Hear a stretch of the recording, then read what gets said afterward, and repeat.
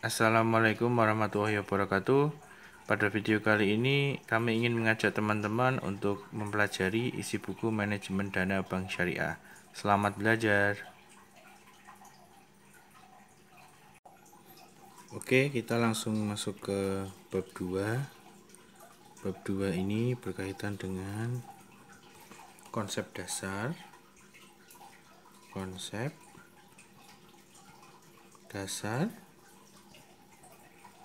produk bank syariah. Saya singkat BS. Poin yang pertama adalah pendahuluan.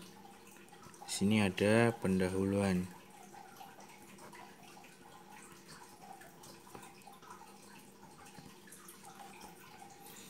Teman-teman, basic dari semua produk-produk bank syariah itu nanti pasti berlandaskan yang namanya konsep-konsep syariah.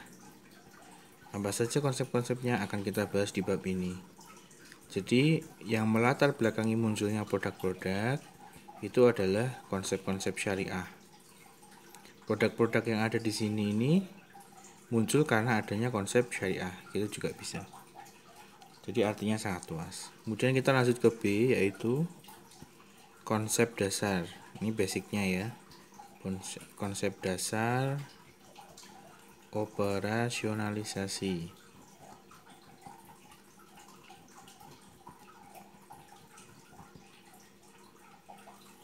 Yang pertama adalah Islam itu ada tiga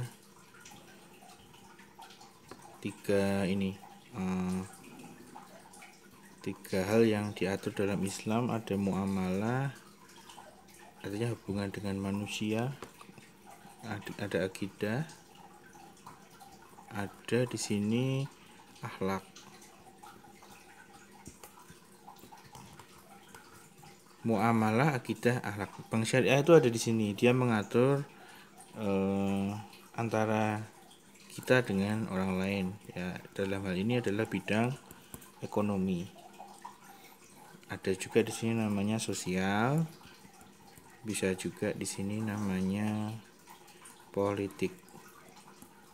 Nah, bank syariah posisinya ada di sini, ada di Islam, muamalah, kemudian ekonomi. Ada tiga pola ya di situ. Yang pasti kalau kita berhubungan dengan ekonomi itu nanti ada namanya pola investasi, ada lagi namanya pola simpanan, dan konsumsi.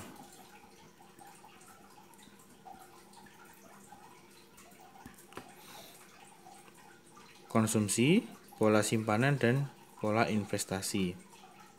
Teman-teman, di dalam bank syariah sudah pernah saya singgung bahwa bank syariah ini adalah financial intermediator. Aktivitasnya dia financial intermediary, menjadi penengah. Yang akan dilakukan dia ada di dua hal ini. Kenapa? Kenapa kok tidak konsumsi? Karena konsumsi ini berhubungan dengan jual beli antara konsumen biasa dengan barang-barangnya, biasanya seperti itu. Sedangkan bank syariah ini kan sifatnya dia financial intermediator, dia penengah, sehingga pola simpanan dan pola investasi ini dilakukan oleh bank syariah. Simpanan itu bagi siapa? Kelebihan dana. Masih ingat ya, kelebihan dana. Sedangkan kalau investasi itu kekurangan dana. Jadi bank syariah itu menjadi unit atau lembaga yang mengatur untuk pola simpanan masyarakat itu orang-orang yang sifatnya kelebihan dana dan yang kekurangan dana, yaitu apa? Dia menginvestasikan kepada orang-orang yang membutuhkan dana dalam berusaha ya.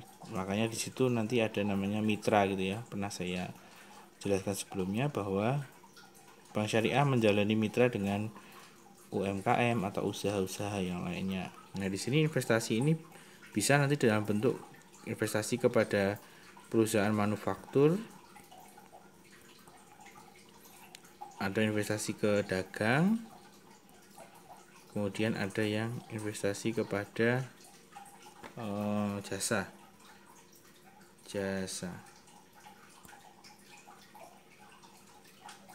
Oke, saya lanjutkan di bagian C. Di bagian C ini kita akan mempelajari yang namanya prinsip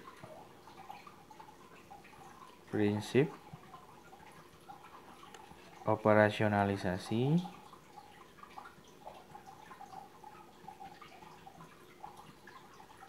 bank syariah.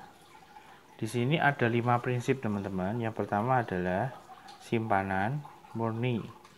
Simpanan murni ini biasanya disebut wadiah. Al-wadiah. Simpanan murni ini menunjukkan kepada kita bahwa bank bertugas sebagai penghimpun dana. Jadi kalau singkatnya kemarin saya pernah jelasin, ini bank syariah ada dana masuk penghimpunan ya. Penghimpunan. Nah, simpanan murni ini ada di sini. Oke, kemudian yang kedua, 3, 4 itu ada di penyalurannya. 2, 3, 4 ya. Apa saja itu? Di sini ada bagi hasil. Di sini ada jual beli. Di sini ada sewa. Ini semuanya ada di penyaluran. Jadi dia masuk di sini. Set di sini. Ini ada penyaluran. Saya tulis Y. Penyaluran. Nah, yang 5 adalah fee atau jasa lain ya. Ini jasa-jasa lain kayak misalkan contohnya safe deposit box gitu, tempat penyimpanan barang-barang berharga kita gitu ya. Nah, teman-teman, ini 5 hal ini menjadi dasar dari produk-produk yang ada di bank syariah. Misalnya di sini berarti simpanan murni itu di sini, kemudian bagi hasil jual beli dan sewa di sini. Ya, sehingga peran bank syariah sebagai financial intermediator itu bisa terwujud dari kelima hal ini ya. Sebagai bentuk apa? Sebagai bentuk kemitraan. Jadi 5 hal ini sebagai bentuk mitra antara kita dengan pelaku usaha di sini. Kan kita kan tujuannya pengen memajukan ekonomi umat, ekonomi rakyat. Nah, di sini mitra itu artinya ini ya, si UMKM-nya atau usaha kecil menengahnya yang akan dibantu itu sebagai mitra, bukan konsumen kita ya gitu. Jadi mitra ini kita akan bareng-bareng menanggung risiko usaha. Ya, risiko usaha kita tanggung, kemudian sama-sama juga mencari laba yang besar. Artinya bagaimana kita laba ini nanti efektif ya. Kita sebagai bank syariah ini memiliki keinginan mendapatkan laba yang besar juga ya, sebagai unit atau lembaga yang memiliki profit institution ya, atau dia tujuannya adalah profit bukan non profit ya. Jadi kita tetap pas cari laba ya. Jadi makanya kita bekerja sama itu dengan mitra yang memiliki produk bagus, usahanya sudah berjalan dengan bagus, maka kita danai dengan dana dari penghimpunan tadi ya. Kemudian setelah masuk di kita, maka dananya nanti kita bisa salurkan kepada pelaku usaha lewat produk-produk bagi hasil, jual beli, atau sewa. Nanti kita akan bahas ini lebih lanjut, detail-detailnya produknya itu apa saja sih sebenarnya gitu, supaya kita tahu gambaran dari produk-produknya itu apa saja. Ya, jadi ini basicnya seperti di sini ya, di sini. Sehingga nanti kita tahu bahwa bank syariah ini produk-produknya apa saja, nanti manajemennya seperti apa untuk mengatur jalannya produk-produk ini supaya sampai kepada pelaku usaha, ataupun dari sisi sini masyarakat juga merasa nyaman ketika dananya diinvestasikan atau disimpan di bank syariah. Saya lanjutkan di bagian D, yaitu adalah produk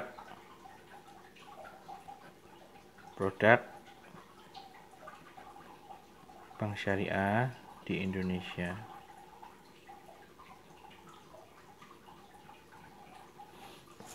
Yang pertama, kita akan bahas produk-produk ini dalam sebuah bagan dulu ya, biar kita paham, yaitu bagan yang selalu saya bahas ya, bagan seperti ini, karena memang bank syariah itu bisnisnya adalah financial intermediator atau financial intermediary. Di sini masyarakat, di sini bank syariah, di sini usaha.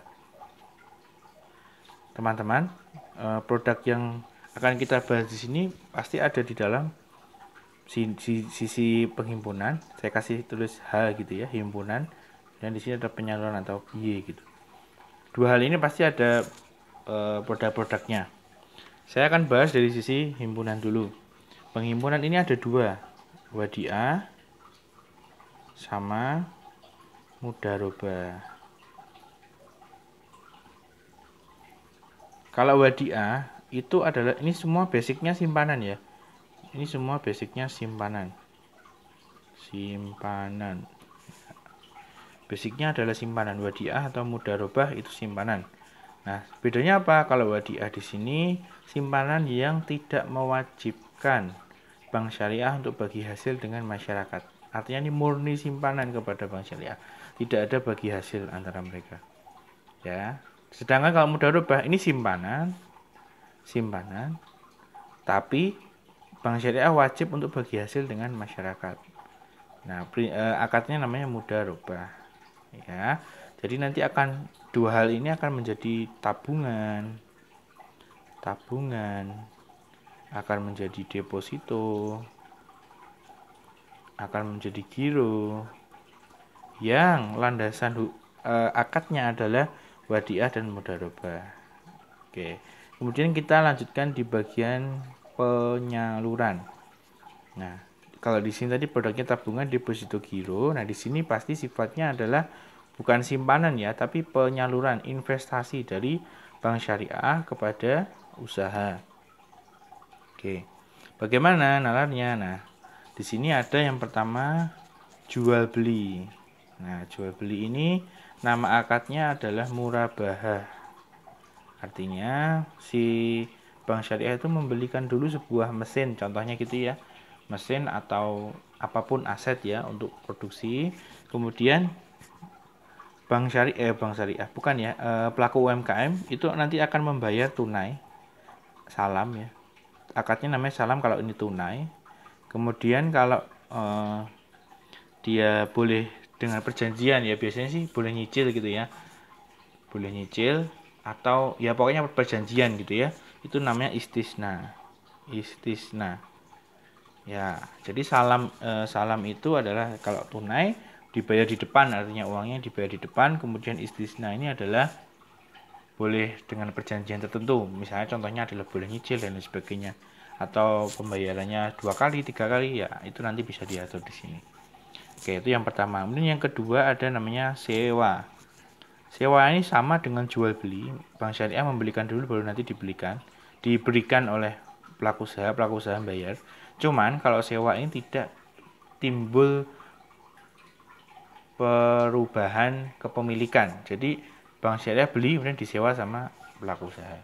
Jadi sebenarnya sama, yaitu bank syariah harus beli kemudian disewakan kepada pelaku usaha. Oke, kemudian yang ketiga adalah bagi hasil. Bagi hasil di sini akadnya ada dua, musyarakah atau musyarakah, dan yang kedua adalah mudharabah. Nah, sama ya, di sini ada mudharabah, di sini ada mudharabah juga. Sama, artinya kalau mudharabah yang di sini berarti bank syariah dengan pelaku usaha wajib sama-sama bagi hasil. Sedangkan kalau yang di sini bank syariah dengan masyarakat itu dia wajib untuk melakukan bagi hasil. Beda pihaknya ya. Di sini pihaknya dengan pelaku usaha, di sini pihaknya dengan masyarakat. Gitu. Jadi sebenarnya mudharabah di sini dan di sini itu sama, cuman beda pelakunya. Bersama siapa dia akan bagi hasil. Nah, kemudian yang terakhir ada jasa lain-lain ya. Jasa bank. Jasa bank di sini bisa sewa juga. Sewa misalnya apa? Sewa safe deposit box. Yang kedua bisa SARF atau jual beli valuta asing. Nah, ini juga dilakukan oleh bank syariah untuk mendapatkan profit dalam bisnisnya. Saya lanjutkan di bagian langsung ya, E, F, G. Nah, kenapa kok langsung? Karena ini satu rumah, yaitu rumah produk-produk penghimpunan. Nah, yang E ini adalah giro. Kemudian yang F ini adalah tabungan syariah. Dan yang ketiga adalah deposito syariah.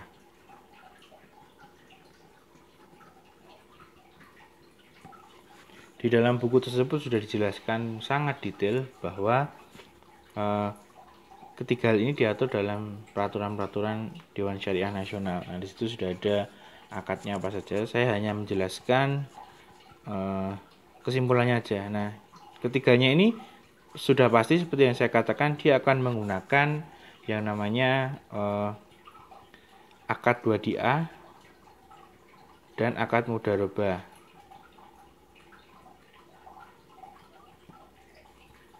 Tinggal yang mana kan gitu ya. Kalau giro ini semuanya bisa. Artinya dia bisa simpan juga, dia bisa simpan atau dia mau mudharabah sekalian. Artinya dapat bagi hasil. Nah, yang kedua adalah tabungan syariah, sama, dia juga ada wadiah, dia juga ada mudharabah. Nah, yang berbeda itu adalah deposito syariah. Dia deposito syariah ini hanya ada mudharabah, ada bagi hasil. Jadi di deposito ini tidak ada wadiah. Artinya akad yang digunakan adalah akad bagi hasil. Jadi masyarakat akan mendapatkan proporsi keuntungan dari bank syariah, ya, gitu. Kalau yang di giro, kalau misalkan teman-teman mau pakai giro wadiah, ya hanya akan mendapat simpanan wadiah, simpanan murni, tanpa ada tambahan bagi hasil dari bank syariah. Sedangkan untuk tabungan syariah di sini bisa wadiah, bisa mudharabah. Artinya bisa menabung saja tanpa dapat bagi hasil, ya. Jadi nabung aja. Kemudian yang deposito syariah itu hanya ada bagi hasil, jadi tidak ada deposito sifatnya wadiah atau simpanan. Kalau simpanan pasti diarahkan kepada tabungan syariah. Saya lanjutkan di bagian ini langsung sampai selesai ya. Jadi karena bagian ini tuh sangat berhubungan, yaitu bagian penyaluran dana. Di situ di poin H itu disebutkan penyaluran dana ada bagi hasil,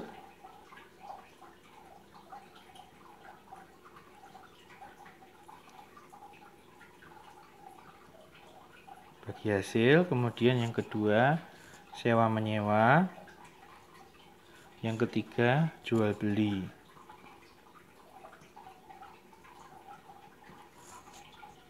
Teman-teman, dari tiga ini nanti akan mengerucutkan banyak sekali produk beserta akadnya ya. Yang pertama, bukan pertama ya, yang poin I adalah mudharabah. Seperti yang teman-teman ketahui bahwa mudharabah itu adalah bagi hasil, ya. Kemudian yang J adalah musyarakah. Yang ini itu sama-sama untuk investasi, tapi yang musyarakah ini dia dua-duanya itu sama-sama punya uang. Jadi sama-sama menginvestasikan. Contoh ya, bank syariahnya investasi 500 juta, usahanya juga investasi 500 juta. Jadi dua-duanya punya uang, teman-teman. Beda dengan mudharabah. Kalau mudharabah berarti bank syariahnya punya uang, misalnya berarti di sini 1M dua-duanya ya. Sedangkan usaha itu urun tenaga atau urun pikiran, urun manajemen dan lain sebagainya. Jadi bagian tenaga, manajemennya, penjualannya itu bagian nasabah atau usahanya yang diinvestasikan. Jadi beda ya, kalau yang musyarakah itu dua-duanya sama-sama punya uang, sedangkan yang mudharabah ini hanya bank syariahnya saja. Ya, oke, saya lanjutkan. Kemudian ada murabahah di bagian K. Murabahah ini seperti yang teman-teman ketahui bahwa dia ada dua, yaitu salam, dijelaskan di poin L, salam, yang artinya di sini tunai.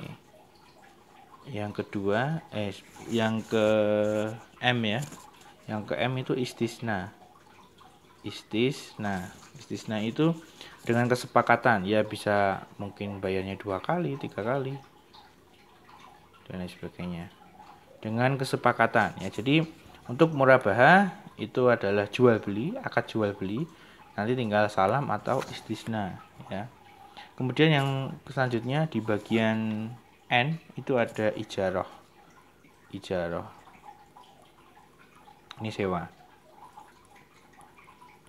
Oke, lanjut. Kemudian bagian O ada namanya qard. Apa itu qard? Nah, qard ini sifatnya ketolong menolong ya teman-teman. Jadi bank tidak boleh mendapatkan imbalan dari akad qard. Jadi qard ini minjemin uang, tapi dia tidak mendapatkan imbalan apapun. Dianya ini adalah bank syariah ya. Jadi bank syariah meminjamkan uang kepada pelaku UMKM, kemudian si bank syariah tidak boleh mendapat imbalan dari transaksi tersebut. Itu namanya qard ya. Boleh dalam bentuk biaya biaya transaksi atau biaya apa itu ya, yang sedikit itu biaya administrasi ya. Biaya administrasi itu boleh, tapi kalau imbalan tidak boleh. Kemudian yang ke P itu ada multi jasa. Multi jasa ini akadnya lebih dari satu biasanya. Nah, biasanya ini nasabah, di sini dia punya pihak ketiga. Pihak ketiga. Di sini adalah bank syariahnya. Bank syariahnya ini kan kesininya adalah akadnya akad ijarah. Sedangkan dia memberikan jaminan kepada pihak bank syariah akan menjamin bahwa nasabah akan membayar kepada pihak ketiga, atau di sini namanya kafalah. Nah, akadnya namanya kafalah. Jadi ada dua ya. Di sini ada ijarah dan di sini ada kafalah. Kemudian yang selanjutnya adalah RI, itu adalah pelayanan jasa. Nah, biasanya letter of credit. Artinya di sini bank akan menjamin bahwa importir membayar barang yang diekspor oleh eksportir. Nama akadnya adalah wakalah bil ujroh, atau singkatnya wakalah gitu ya. Kemudian ada namanya bank garansi. Bank garansi ini sebenarnya sama dengan yang kafalah tadi, yaitu menjaminkan garansi ya. Namanya garansi itu kan jaminan bahwa si nasabah ini itu akan membayar kepada pihak ketiga, atau si ini akan menyanggupi atau menyelesaikan tanggung jawab pada pihak ketiga ya. Kemudian yang terakhir adalah akad sarf, itu jual beli valuta asing. Nah, seperti ini. Sekian pembahasan dari bab 2 ini, semoga bermanfaat buat teman-teman. Selamat mempelajari video ini dan nantikan video bab 3 yang akan datang. Selamat belajar. Assalamualaikum warahmatullahi wabarakatuh.